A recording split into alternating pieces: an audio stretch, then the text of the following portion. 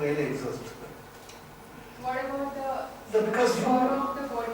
So see that the one thing which our ancients have found out, their sorrows, the various different types of sorrow, they are also continuously changing. If you have a toothache today, after some time you may have a headache. The place may, but you don't have the same toothache every day at the same time.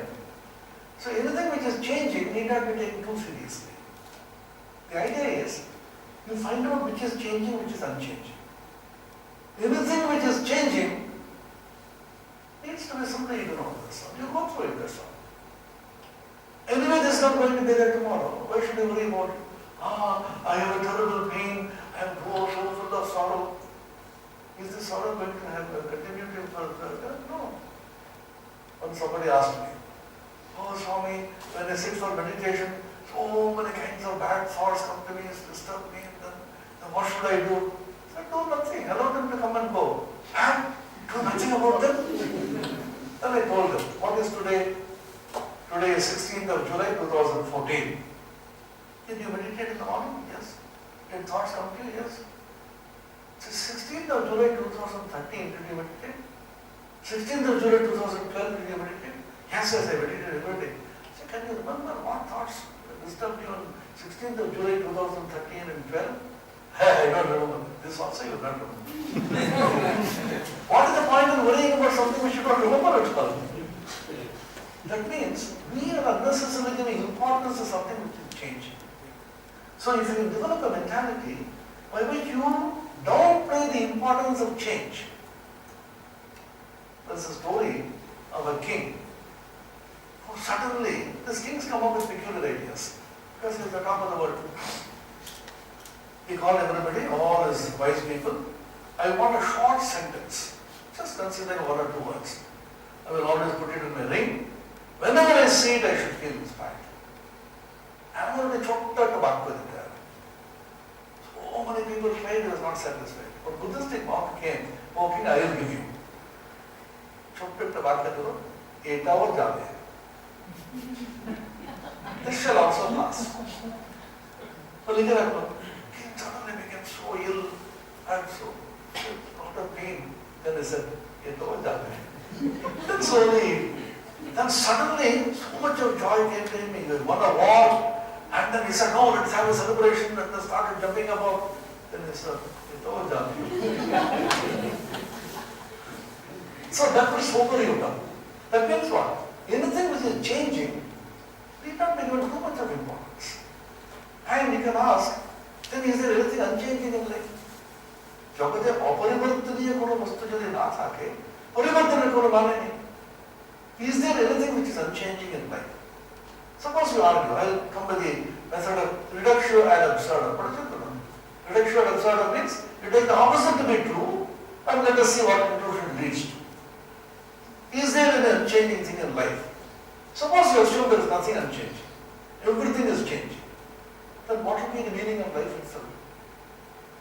Where do you live? Suppose you live somewhere in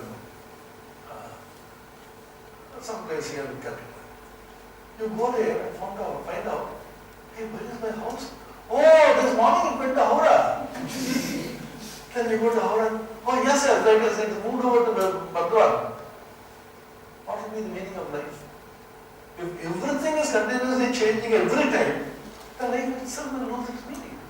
So there should be something is unchanging, so that life will have a meaning. Suppose you say, why should life have no meaning? If life doesn't have a meaning, you will become mad. Suppose you say, let me become mad, please become mad, I don't want to. A person who believes there is nothing unchanging in life will ultimately end up in madness. Some faith should be there in everybody that something is unchanging. So your parents are loving you now. After you get married, your husband, your children, they have so much affection for you. Suppose every time, today they are loving, tomorrow they are not loving. After some time they may betray me. Then you will become mad. You have some faith there, they are there with me, they are protecting me.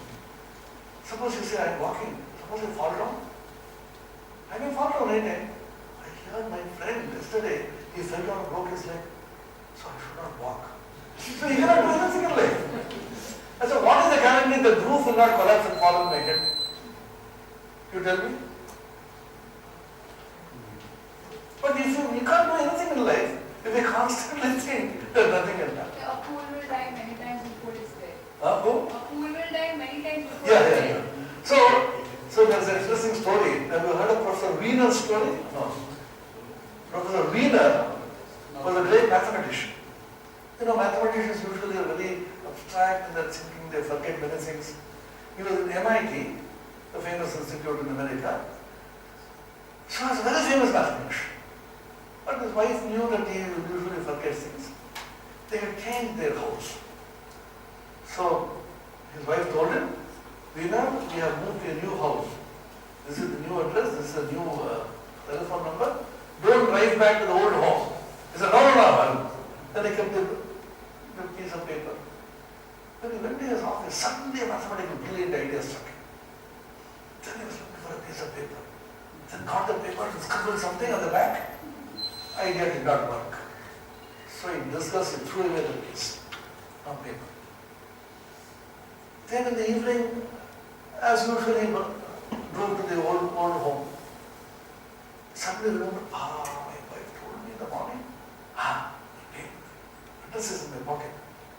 Where is it gone? Already he has thrown it away. Then the bright idea struck him. See, Professor Wiener is very famous. Everybody knows him. I can ask somebody in the neighborhood.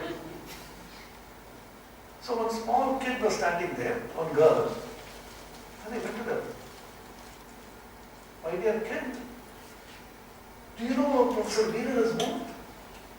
And the girl smiled and said, Dad, Mama kept me here. She knew he will forget.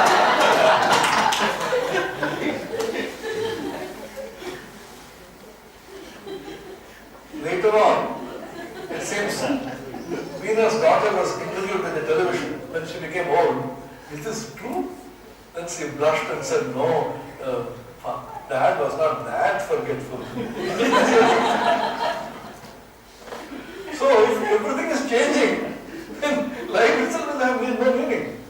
Sri Ramakrishna, the absolute unlettered, simple sage, he gave a very simple example. All this becomes so complicated, what I told you. He gave a very simple example. And I will explain it my own way. Suppose somebody calls you, I will give you a huge amount of money for the work which you are doing for the university. Please come to me tomorrow to my office. So I go and sit there. Hey, bring the checkbook. And then I think, how much amount he is writing? He writes 0, 0, 0, 0. After 4 zeros, I become restless. What? You are playing with me? You are joking? Then he smiles and puts 1 before. Sir, some more zeros. So Sri Ramakrishna says 0 and 0 and 0 and 0 add up to 0. But with 1 before it, all the zeros become so valuable. That 1 is the unchanging, that 1 is the supreme reality. You call it God, you call it Atman, you call it whatever name you call it. But the 0 is the world. So the world by itself has no meaning except God. And the 1 by itself has no meaning except with the zeros. So the unchanging and changing together make the entire world so beautiful and so colorful and so great. So the idea that this also will go, this order will come, it will also go. Everything in the world is changing and there is one unchanging essence in the world which you have to discover within yourself. Thank you.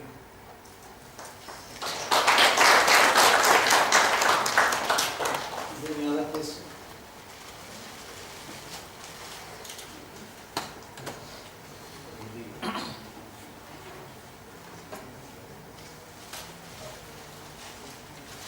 Sir,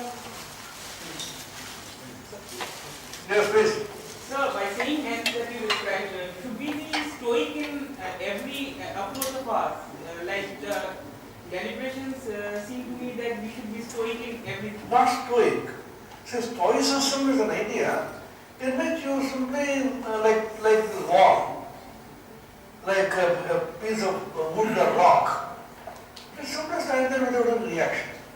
This is through understanding, through deep awareness, you know everything is changing and therefore there is no reaction. It is just like rivers are entering into the ocean. And the ocean, have you ever heard sea level is risen?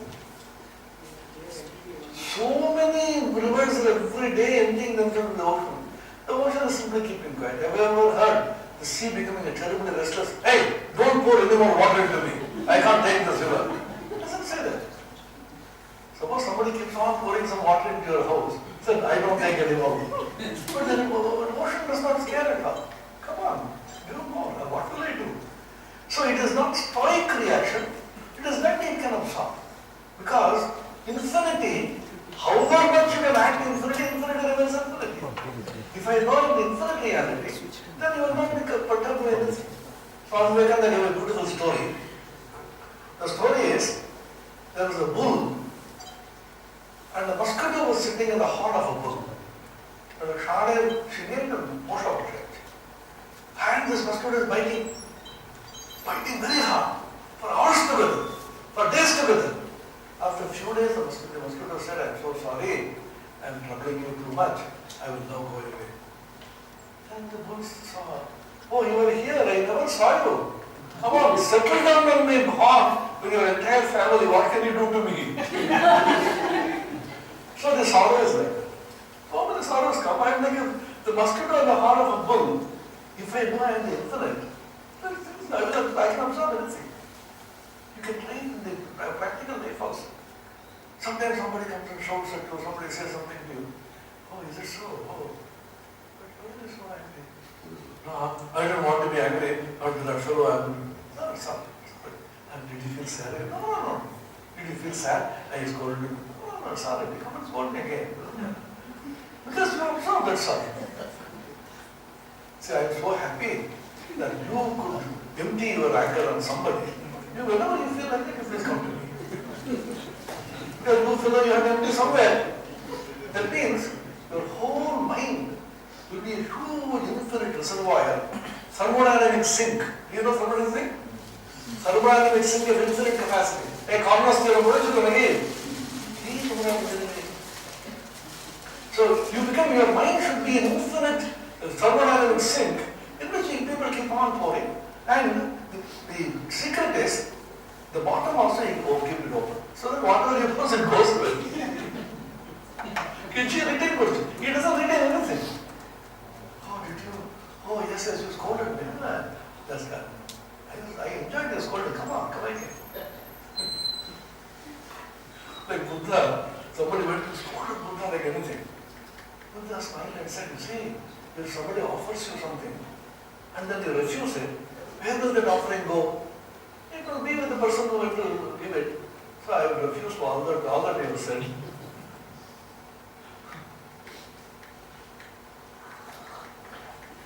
Srima Sharada, very beautiful words. একজন এসে হাতে বললো অপমান করলো বলে বলি না দুটো শব্দ বই তো নয়. Look at this statement. After all, it's only a combination of few words. Suppose I scold you in French. In Spanish, I use such slang language. Or even in Tamil, I was going to tell you. Nada mutta சொன்ன prema. They were laughing. I said you are a stupid ass. You are laughing because you don't know the language. So when somebody scolds you in Bengali, you immediately say, this is the meaning of this. He has scolded me. You're interpreting his own interpretation.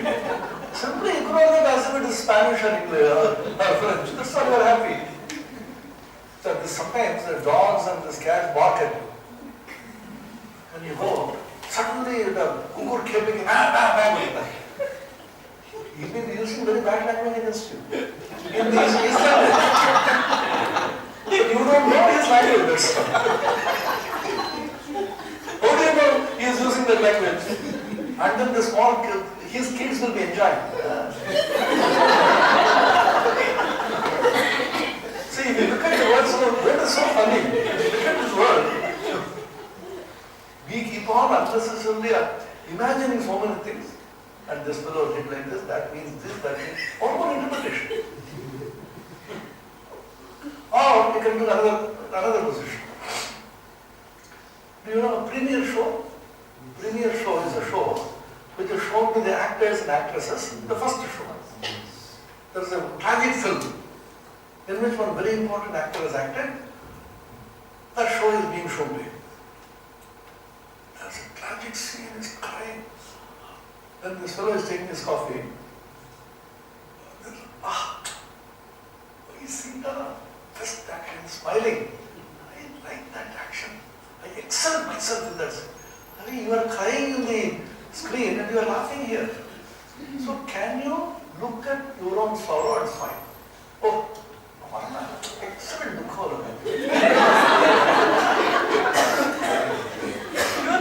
You are seeing your own acting. You project yourself on the screen. You laugh yourself. So life is so full of joy and we make it full of sorrow unnecessarily. ঠিক আছে নাকি চলো আমি তো সারাক্ষণ note করতেই থাকবো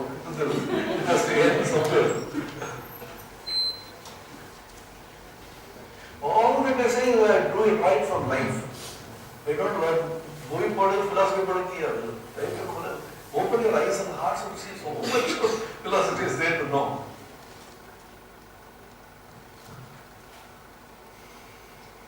Do you have any more questions? Any other questions?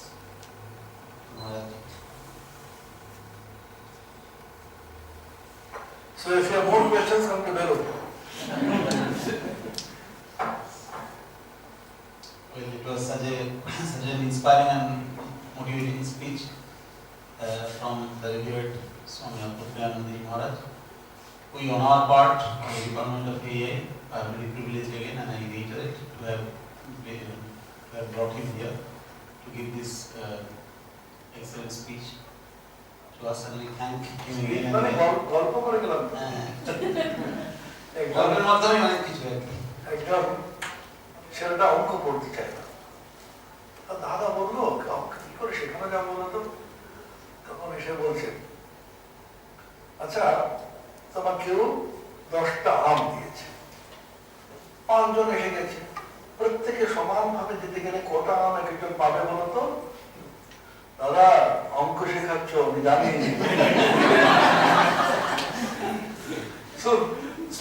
গল্প বলে মনে হয় some of the very profound truths are involved in this. Life itself is life তো বিশাল গল্প নয়। So all the thanks and pranam to Maharaj. And now on behalf of us, the Department of AEIE, I would request my colleague Mr. Ujjwal Mandal to felicitate our guest of honor, the Swami Atmapriyananda Maharaj, with a memento, with a small memento on our behalf. And may all of us please stand up and applaud.